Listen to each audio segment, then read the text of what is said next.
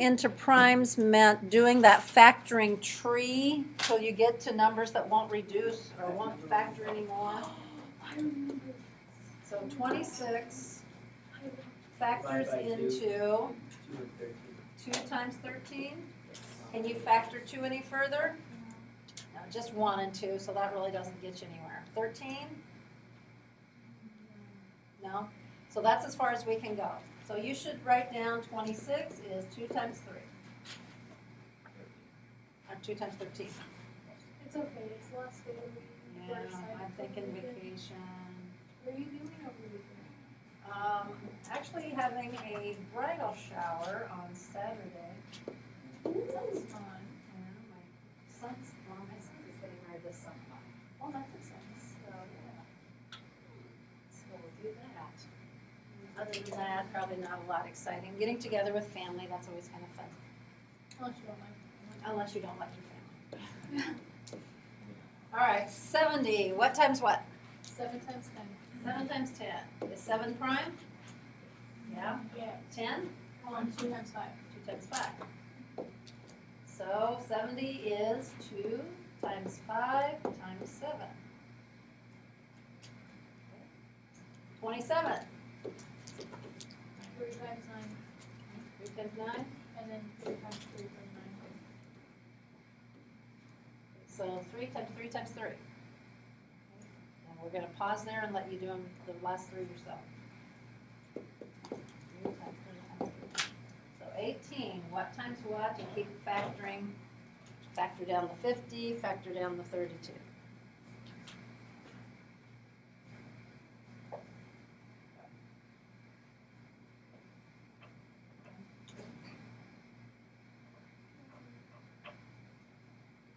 Factoring down to primes, and to remind you, primes are numbers that can only be divisible by 1 and itself. Doesn't have any additional factors.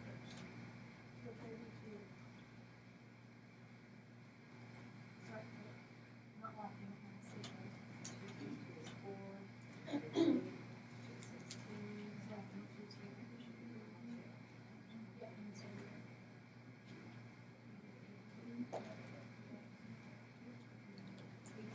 What we're going to do, we'll really want to just list it out here.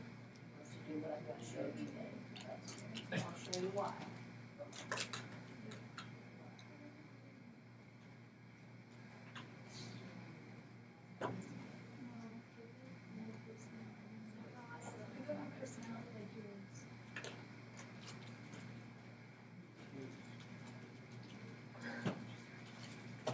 Got factors done?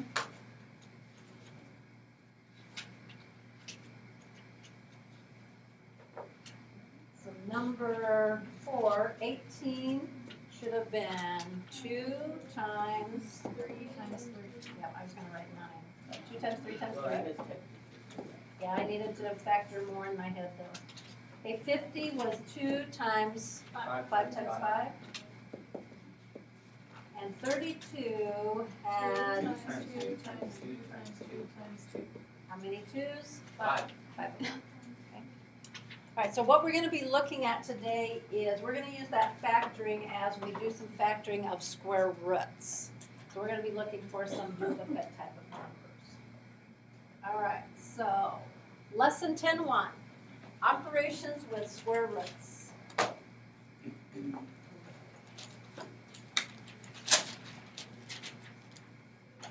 Operations with square roots.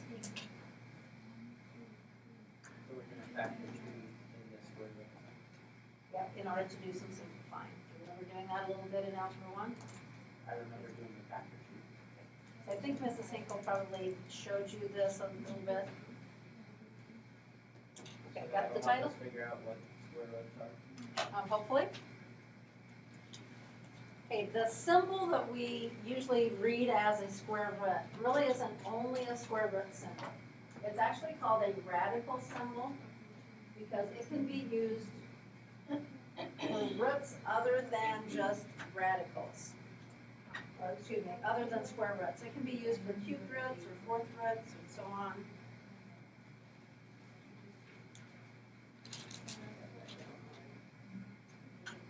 So when we use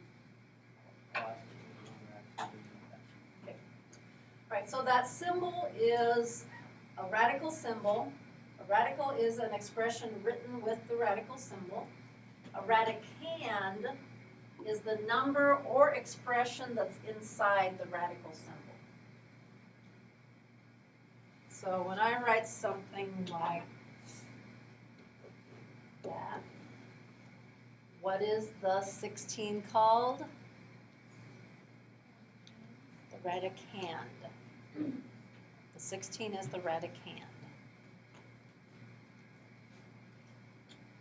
And what does it mean, square root of 16? 4 times itself. Okay, 4 times itself, a number times itself that gives you the 16. Okay, so square root of 16 was 4. Square root of 9 is 3. Square root of 121. 11. Hold off. Let's see if I can get some others. It sounds like you know them. I got some square root of 25.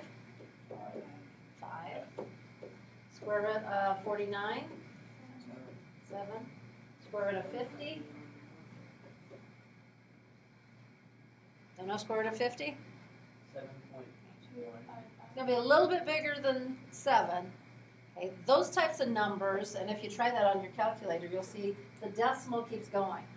And your calculator has to stop somewhere 7.071.6781. as far as the calculator can show you. Those are the types of numbers like pi that keep going and going and going and really don't ever stop. They were called irrational numbers. But we're going to try and do a simplifying on square root of 50, but not putting it in a decimal. We're going to be doing a simplifying in expressions. So that's what we're kind of doing. Let's grab your calculator, and some of the problems on your homework will allow you to go to the nearest 10. Does everyone have a calculator today that would have a square root?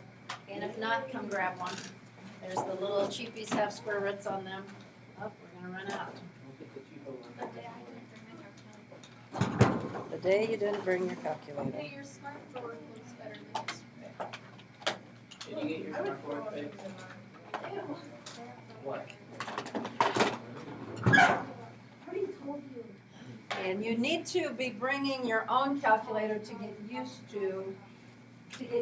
to how to enter things. Because there are some calculators that you press the radical symbol first and then put in the number. And on the ones that I like, I put in the number and then I hit the square root button. So you've got to know what order to do things. Okay, excuse me? Both ways on yours? Okay. All right, so let's try and do that square root of 50. I think we were told a little bit ago what that decimal was. Right now the directions say go to the nearest 10. Now if yours is showing a simplified radical, I'm going to have you not use that form right now. Okay, so rounding to the nearest 10th, how many places is tenths? 1 decimal, so you have to look at the second decimal. So when I'm looking and it says 7.07, the 7 makes us round the 0 up. So this would be approximately 7.1. Okay, so let's do a few more. Don't shout out your answer, please. Square root of 89. Round to the nearest 10th.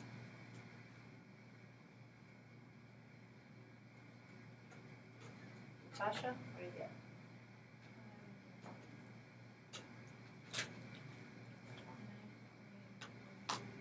What would be to the nearest 10th? Would it be 9.4 or would it be 9.5 or 9.3? What would it be? 9.4. It's a little bigger than the square root of 81. Square root of 30. Before you try it, what's it going to be close to? What's the square root that's close to that? 6. Okay, 6 or 5. It's going to actually be in between those. It's going to be in between the square root of 25 and the square root of 36. Okay, now try it and see. What's the square root of 30? And I'm going to call on somebody. Round correctly.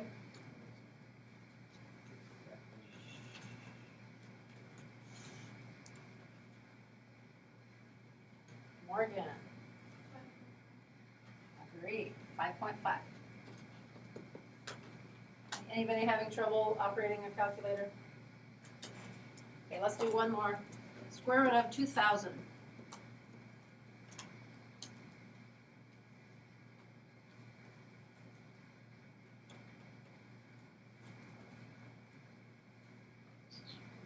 Show you what I got on that one. 44.7. All right, got that skill? All right, let's go to something else then. Okay, let's list the perfect squares that we can think of and see how far we can go. Square root of, 4.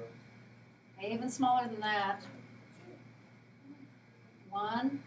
Square root of 1 is 1. Square root of 4 would be 2. Square root of 9 would be 3. Square root of 16 would be 4. 25.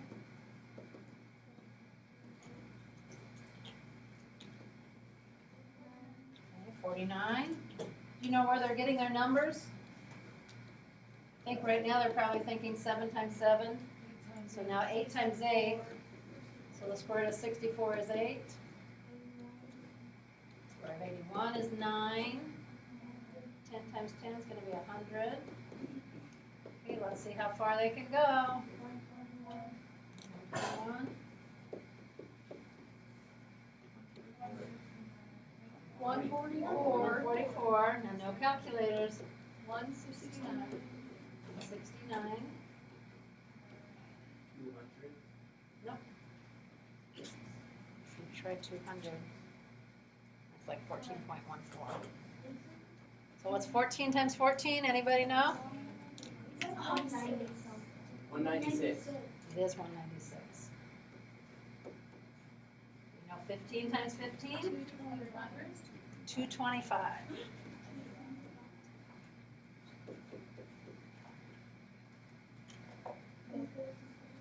Without trying it, do you know any further?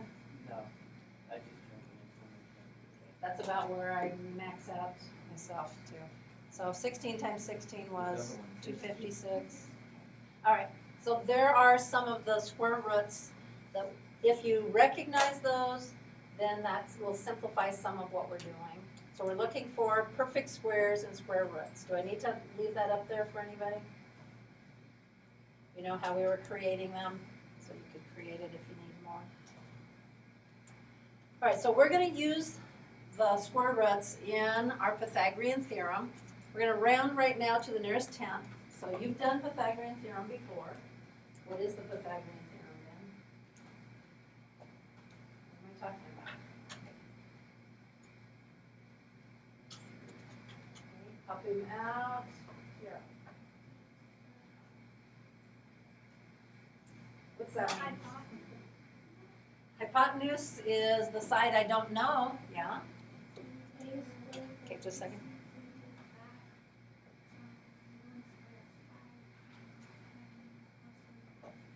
Okay, so she's going to tell me how to do it. What do I want to hear her say for the formula, Michael? A squared by B squared equals C squared. Yeah, that's what I was first looking for. Okay, so then Tiara was telling us how to do that. So everybody needs to work here. 5 squared plus 10 squared equals x squared. Because the C is always the hypotenuse. That's what Tiara was trying to tell us about that. One that goes this way.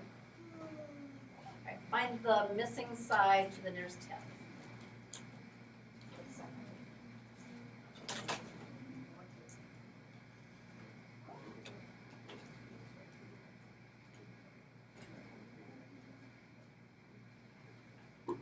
Yeah.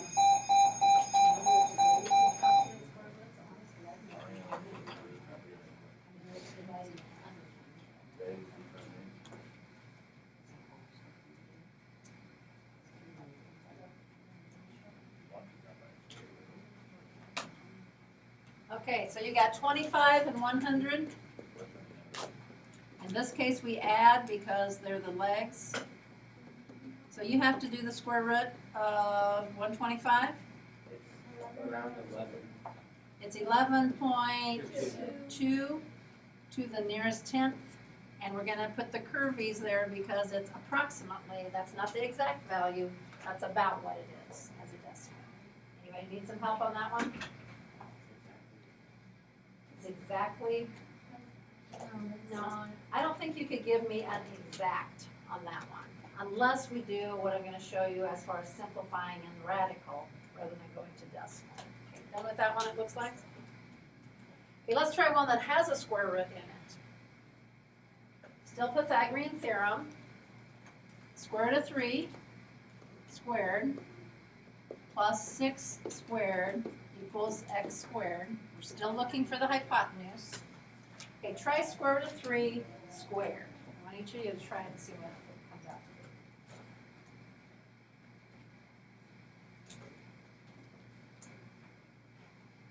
be. Comes out to be 3. Because when you're squaring, it's square root of 3 times another square root of 3, which is the square root of 9. Square root of 9 is 3. And then the 6 squared is 36. So we have 39 for x squared. X is the square root of 39. To the nearest tenth, it says about 6.2 is approximately x. Why am I saying approximately? It's not exactly rounded it.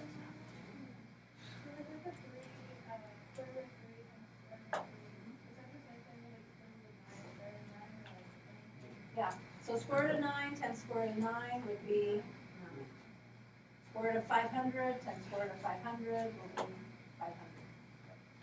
That is the way it works out. Okay, now let's change what we're doing, and instead of doing the decimals, I'm going to show you how we simplify the radicals. Those are my examples we're going to do.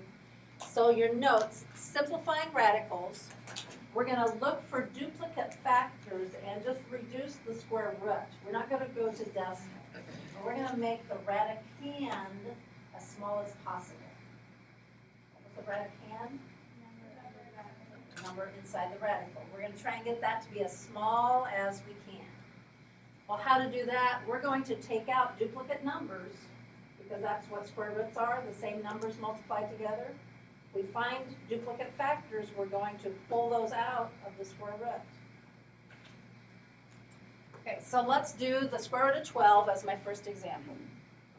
So the directions will just say like simplify, not simply, simplify square root of 12. Okay, so we're going to try and get that radicand smaller. What we're going to first do is factor 4 and 3. 2 and 2, and 3. Okay, so then, instead of square root of 12, we're going to factor out the 12. 12 is 2 times 2 times 3. You see duplicate numbers? 2 and 2. Okay, so if there's duplicate numbers, it can be pulled out to simplify. So these two can be pulled out and get 2 on the outside. The square root of 3 stays on the inside. Now, is that really the same as the square root of 12? Let's check things with a decimal. What's the square root of 12 in decimal, approximately? Is it like 3.46, something like that? Okay, what is 2 times the square root of 3? 3.46. So notice it's the same thing. It's just in a different form. We have the radicand as small as possible. Now, why did this come out as a 2 and not a 4? Okay, here's the thinking. What was 2 times 2? 4. So that's like a square root of 4 times a square root of 3. Square root of 4 is 2. Square root of 3 I can't do anything with. All right, let's try the next one. Let's do square root of 20. I have to roll this up so I have some room. Square root of 20.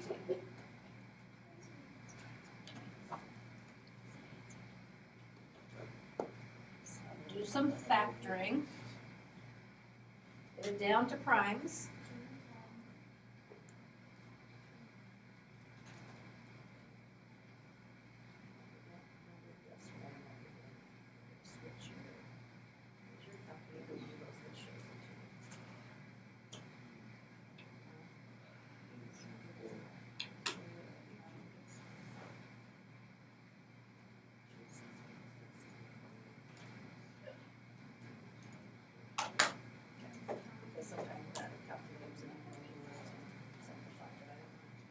Does anyone else have a calculator that's doing the simplifying for you? Yeah, probably not using it is just as good. Okay, so what do we get? 2 times 10, 2 times 5 maybe? A 2, and a 5? Okay, so now what do we think? Here. Okay, take the 2's out as what number? As a 2. It does come out as a 2, not as a 4. Because you're doing the square root of it. Okay, so the 2 comes out, but the 5 doesn't, and so we end up with 2 times the square root of 5. That pair, as she said, is 4, but when you take it out, you're doing the square root of it. So that's where we get the plain 2. Give me a thumbs up or down if you understood that one. So then the answer is the 2 square root of 5 or the Yeah. This is the simplified version of square root of 20. Kind of like when you're reducing reducing fractions. You still have a fraction, just the numbers are smaller. We're reducing the radical, so that radicand number is smaller. All right, what was the next one I had on my list? Square root of 50. Okay, so next one, square root of 50. Okay, everybody work on that one? Square root of 50. Factor into primes to see if there's any duplicates.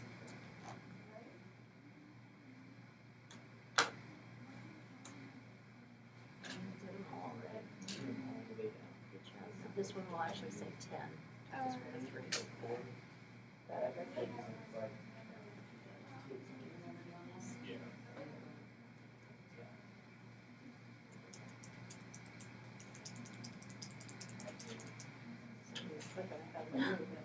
It's hurt.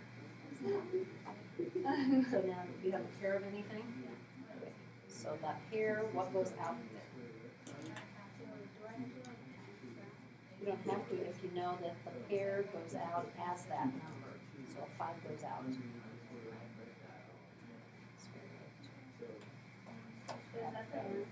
That's what we're looking for. We've got the square root, that number under the square root, smaller than when it goes to start.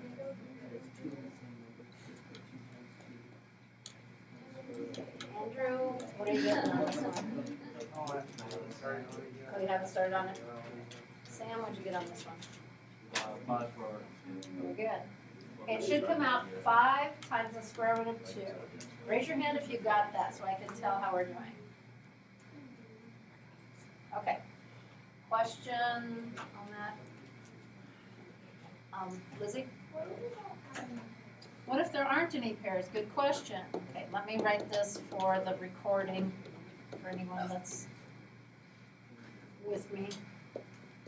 5 times 5. Okay, so what if it doesn't have any duplicates? Like, do you remember 26 was our first factoring on our bell ringer today? Or maybe it wasn't really bell ringer. But we had 2 times 13. So there aren't any duplicates. So that means it doesn't simplify. So, nope, you're not going to say 2 times 13. You're just going to put it back to it was the square root of 26. That's as good as you can do. Just can't simplify it. So just like in fractions, there are fractions that you can't reduce. There are radicals that you can't simplify. Right before I go to the next screen, there was one more. I think I had square root of 300 as my last example. Give you a little bit bigger number. Okay? So factor. Factor down and look for any duplicates. Square root of 300.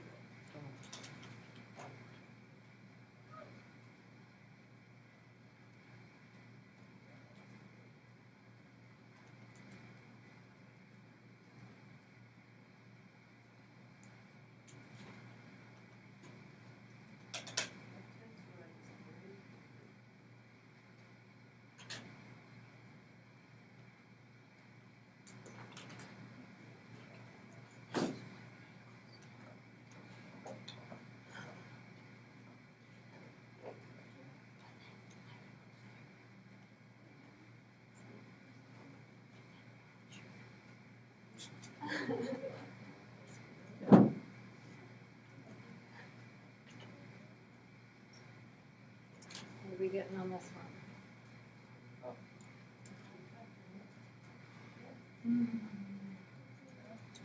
They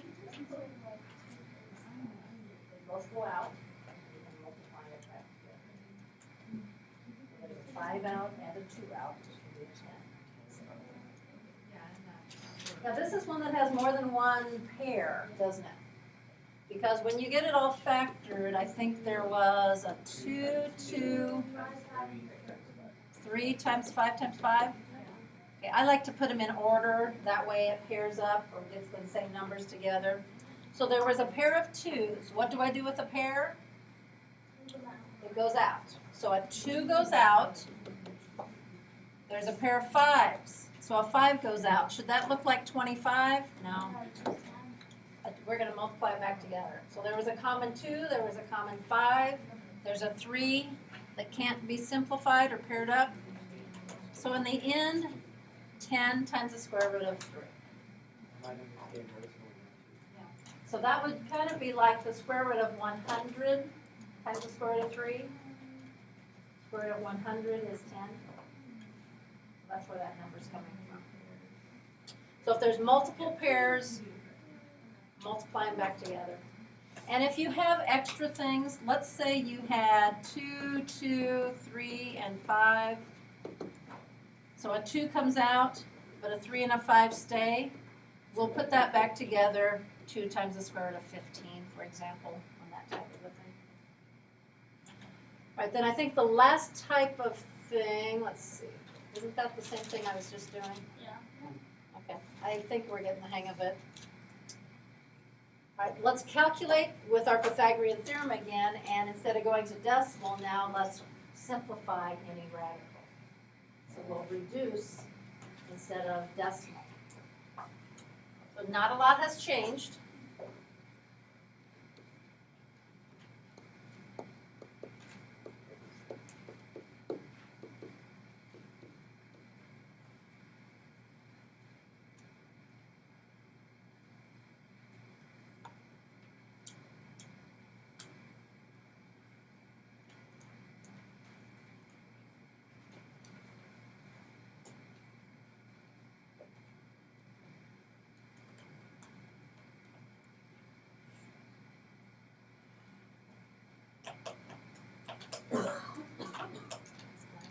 That's 3 squared. It's a square root of 41 squared.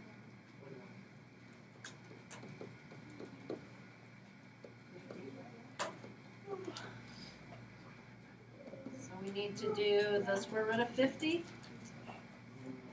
Rounded it's 7.5. It doesn't say decimal. It says simplify the radical. 2, 25, 5, 5. So it will be that. So we're just putting together now and finishing it in a different way. So the 5 comes out, the 2 doesn't, but we have reduced the radical instead of going to decimal. Now this is the exact answer instead of a rounded decimal answer. I know it looks kind of weird, but that's an exact value written that way. So the only difference there was how we finished the problem. I like this. You like that? Questions on that one before I check and make sure I haven't forgotten anything? I'm trying to remember if I did multiplying in this lesson. Okay, let me see. Okay, this one, let's just set it up. Let's not work every problem here. How would this one set up?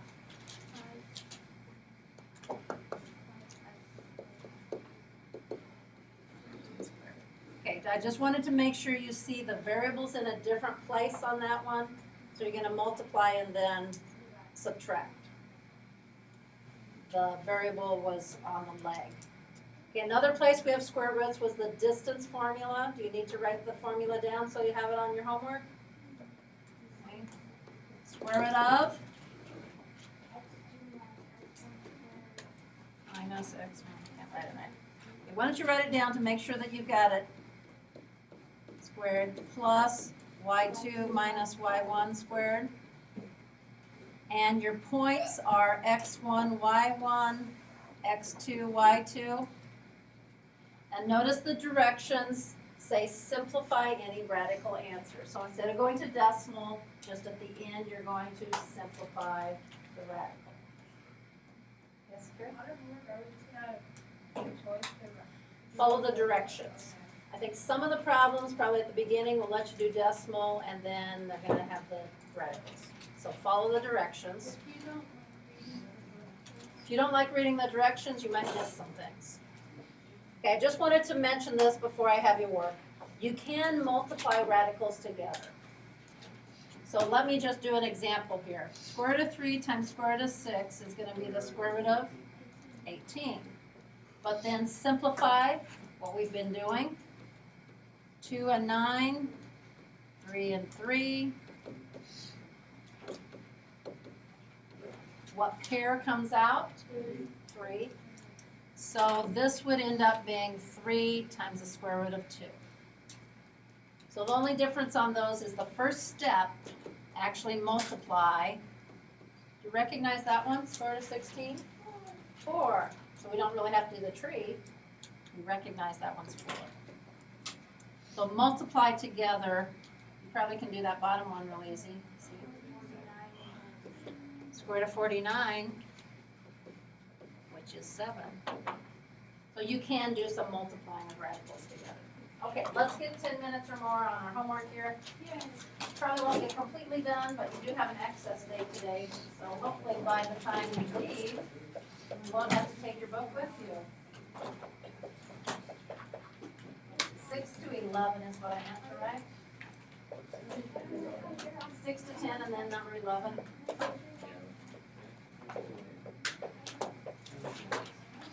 Okay, on page 539, 6 to 11, 20 to 22, and 35 to 43. On Tuesday, I'm on the interviewing team for our new principal, and so Mr. Wilmus will be here again with you. He'll go through the next lesson about radicals and right triangles. Now, okay, use your time